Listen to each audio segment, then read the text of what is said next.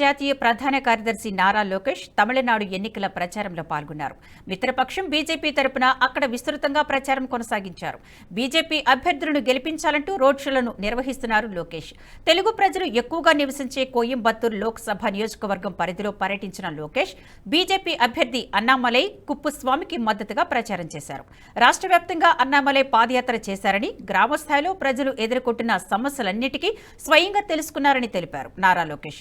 యువకులు, నిరుద్యోగులు, నిరుపేద కుటుంబాలు, రైతులు ఎదుర్కొంటున్న సమస్యలపై అన్నామలైకి సంపూర్ణ అవగాహన ఉందని, వాటిని ఎలా పరిష్కరించాలో ఆయనకు తెలుసునన్నారు లోకేష్.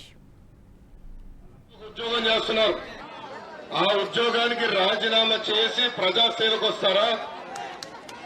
అలాంటిది ప్రభుత్వ ఉద్యోగం వ్యక్తి, ఒక ఐఏఎస్, ఒక ఐపీఎస్ గా పనిచేసిన వ్యక్తి రాజీనామా చేసి ప్రజల సేవకు వస్తాడా అని అడుగుతున్నా. అలాంటిది మన తమ్ముడు అన్నామలై గారు అతి చిన్న వయసులో ఐపీఎస్ ఆఫీసర్ అయ్యారు. ఐపీఎస్ ఆఫీసర్ వద్దని ప్రజా సేవకి వచ్చిన వ్యక్తి అన్నామలై గారు. కర్ణాటకలో ఆయన సింగం ఐపీఎస్ అని, తమిళనాడులో తమ్ముడు అన్నామలై పీపీఎస్. పీపీఎస్ అంటే ఏంటో తెలుసా? Tamil people service. తమిళ ప్రజలకి సేవ చేసేదానికి వచ్చిన వ్యక్తి. తమిళ ప్రజలంటే నాకు చాలా గౌరవం. మీకున్న పట్టుదల, సంస్కృతిని కాపాడుకునేదానికి ఉన్న పట్టుదలకి నాకు చాలా గౌరవం.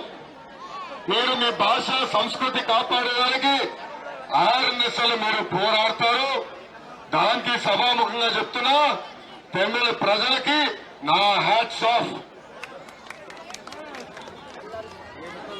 అన్న బాగా కష్టపడడానికి వచ్చారు.